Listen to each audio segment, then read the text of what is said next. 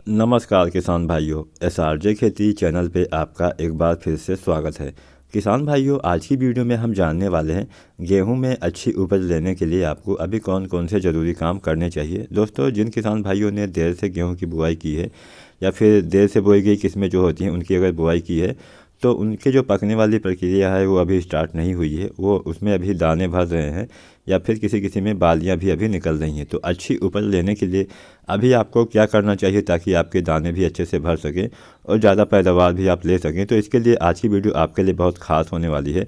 Video को last तक देखिएगा। चैनल पर नए हैं तो एसआरजे खेती चैनल को सब्सक्राइब भी आप जरूर कर लीजिए। किसान भाइयों, सामान्यतया देर से बोई गई किस्मों में अभी दाना भर रहा या फिर बालियां अभी निकल रही हैं। ये जो स्टेज होती है, अवस्था होती है, वो गेहूं के लिए बहुत ही महत्वपूर्ण होती है। जब गेहूं में दाना भर रहा होता है तो उस समय अगर आप अपने फसल में सिंचाई करते हैं तो आपका जो दाना है वो अच्छे से भर जाता है, अच्छी पैदावार भी आप उठा सकते हैं।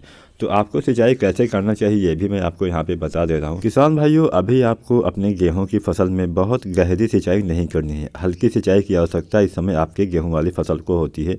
अगर आप इस समय बहुत ज़्यादा पानी भर देते हैं अपनी फसल में तो आपका जो फसल है वो भी गिर सकती है। तेज़ हवाओं के कारण आपकी जो फसल है उसमें नुकसान भी हो सकता है। तो दोस्तों, सिंचाई आपको कब करनी चाहिए? सिंचाई हमेशा कोशिश करिए कि शाम या रात में करिए। अगर आप शाम को करते हैं तो सामान्यतः जो हवा चलती है वो दिन में तेज़ चलती है और शाम तक हवा एकदम से कम हो जाती है। तो किसान भाइयों, इस अवस्था में आपको हमेशा रात में या फिर शाम को ही अपने फसल में सिंचाई करनी चाहिए। जैसा संभव हो वैसा आप कर सकते हैं। दिन में सिंचाई मत करिए, नहीं तो आपकी जो फसल है वो गिर सकती है। पानी अधिक नहीं होना चाहिए, ये भी आपको ध्यान रखना है। अगर ज़्यादा पानी देंगे तो खेत में पानी भरा रहेगा, जो उसकी जड़ें होती हैं वो भी लूज हो जाती हैं, इसके कारण आपका जो फसल है वो गिर जाता है। तो ज़्यादा पानी मत भरिए, हल्की सिंचाई आपको करनी चाहिए। किसान भाइयों, गर्मी की शुरुआत हो गई है। इस मौसम में जो तापमान है वो काफ़ी गर्म होता चला जा रहा है। इस समय अगर तापमान की बात की जाए तो सामान्य से बहुत अधिक इस समय तापमान हो रहा है, जो गेहूँ की फसल के लिए अच्छा नहीं होता है। तो गेहूँ में अगर सामान्य से अधिक तापमान हो जाता है तो गेहूं के जो दाने होते हैं वो छोटे हो जाते हैं। इसके लिए भी अगर आप इस समय सिंचाई करते हैं तो आपका जो फसल में तापमान रहता है वो भी सही से बना रहता है, आपके जो दाने हैं वो भी अच्छे से भर जाते हैं। तो इसके लिए आपको सिंचाई इस समय ज़रूर करनी चाहिए अगर आपकी फसल की अवस्था अभी या तो आपके दाने भर रहे हैं या फिर बालियाँ निकलने वाली हैं। तो किसान भाइयों के मन में इस समय बहुत सवाल उठ रहे होंगे कि हमें अपनी फसल में अधिक पैदावार के लिए, अच्छे दाने के लिए कौन सी खाद का प्रयोग इस समय करना चाहिए।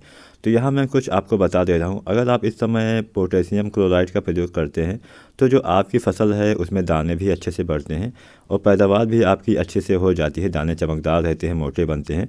तो आप पोटेशियम क्लोराइड का इस समय इस्तेमाल कर सकते हैं। अगर हम मात्रा की बात करें किसान भाइयों तो 400 ग्राम प्रति एकड़ के हिसाब से यहाँ पे आपको अपने फसल में इसका छिड़काव करना चाहिए। अगर आपकी फसल में अभी दाना भरने वाली प्रक्रिया चल रही है तो उस समय अगर आप छिड़काव करते हैं तो आपके जो दाने हैं वो भी अच्छे से भर जाते हैं, दाने आपके चमकदार रहते हैं और ज़्यादा उत्पादन भी आप ले सकते हैं। किसान भाइयों, इस समय गेहूं की फसल में जो लगने वाले सामान्यतः रोग हैं उसमें एक हो जाता है आपका पत्ता झुलसा। इस समय पत्ता झुलसा की भी काफ़ी समस्या देखी जाती है।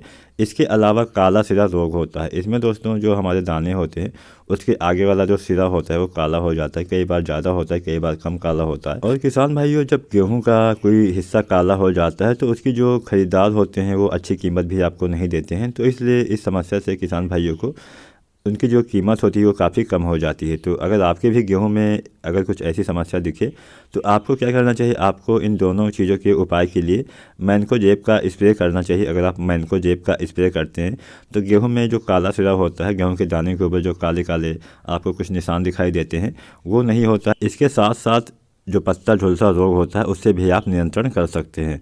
तो आप मैनकोजेब का इस्तेमाल कर सकते हैं। समय से आप अपनी फसल में सिंचाई करिए तो आप भी गेहूं की फसल में ज़्यादा उत्पादन, अच्छा उत्पादन ले सकते हैं। अगर आपको वीडियो पसंद आई हो तो लाइक करें, शेयर करें। एसआरजे खेती पे नए हैं तो इस चैनल को सब्सक्राइब जरूर कर लीजिए। वीडियो देखने के लिए आपका धन्यवाद।